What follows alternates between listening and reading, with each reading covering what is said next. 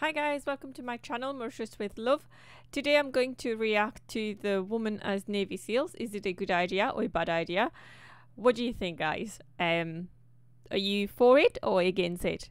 This video, I think, I'm going to tell you the advantage of having women as Navy SEALs and what they think about it. So we'll watch it together and see what they say. But if you like the videos, please don't forget to like, subscribe and share, and we'll get into it.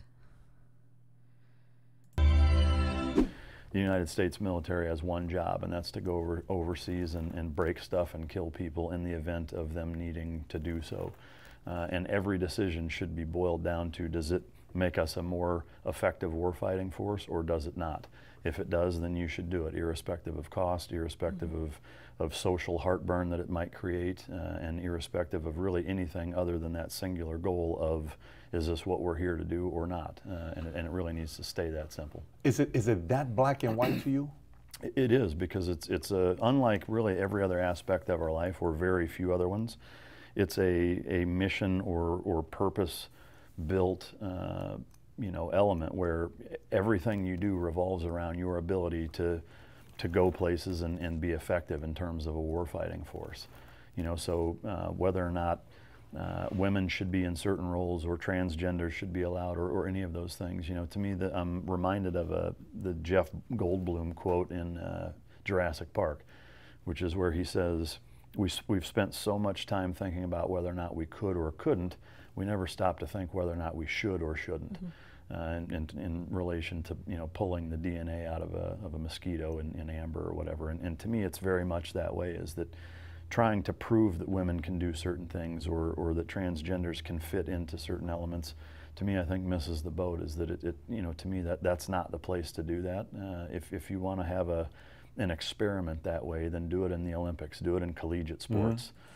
Actually, he's right. Rather than seeing the gender, why don't we just look at things and see whether women or men, or like he said, transgender, can actually do it? If they can, that's good. If they can't, then they can't. But instead, don't put like a gender, say because she's a woman she can't do it, or because she's a man she can't do it. He's a man, he can't do it, or a transgender. I think that's a really good way of looking at it. First, if you want to try something out, try it there where people's lives aren't on the line, because if you'll notice, there's a pretty stark contrast between men and women in competition as it relates at a world-class level. Well, in the military, and especially in special operations, it's absolutely no different. There is a huge disparity between sexes when it comes to combative everything. Take the UFC as an example. There's a reason there's men and women's competition classes. Why is there not a push to make that co-ed? There's not. Why isn't there? Why is there a push to have women Navy SEALs and women Rangers and Green Berets, but nobody gives a shit to have a 155-pound woman face Conor McGregor in the ring? Why not? Why is there not the same level of bordering on vitriol for that competitive equality that exists when the reality of it is whether you take the Olympics or the UFC, is that everybody knows what the actual result would be, and that would be an outclassing. And I think very few, if any, women would win anything, and that's why there are women's divisions in both the Olympics, collegiate sports, as well as thirdly being the UFC. That led to two different parts. What part of that do you think is the guy at the top who runs UFC? Because there's no way in the world he's going to tolerate that. You know what I'm saying? Where he's not a personality that is like, well, I think it's fair, we have to be fair, and what about this, and people's feelings. How much of it you think has to do with him, and how much of it has to do with media pressure and organizations to want to get to that point? UFC specific, unquestionably that's a factor. However, there's no media pressure for that. Why isn't there? Why is there so much media pressure on female SEALs, Green Berets, Rangers, etc.? Absolutely zero when it comes to why aren't there just Olympic events? Why do you think that is the case, guys? Why is there so much media pressure when it comes to military, women in the military? They're male, female. There's no heartburn with that. So UFC, yeah, you could say Dana White maybe has the personality that would make it bordering on impossible to do that anyway, but there's not even the effort to make that happen. On the other hand, there's also a number of other competitive or combative sports leagues. There's Bellator, there's a bunch of smaller ones where there's absolutely no push for that either. And again, I would say collegiate sports, zero. There's crickets. Why is there an LPGA? Why is there a WNBA? Why is there not a push to have all of these women who play in those leagues play in the NBA and mandate that there's a 50-50 percentage or a 60-40 or whatever the population is to reflect that? There's absolutely none. Why not?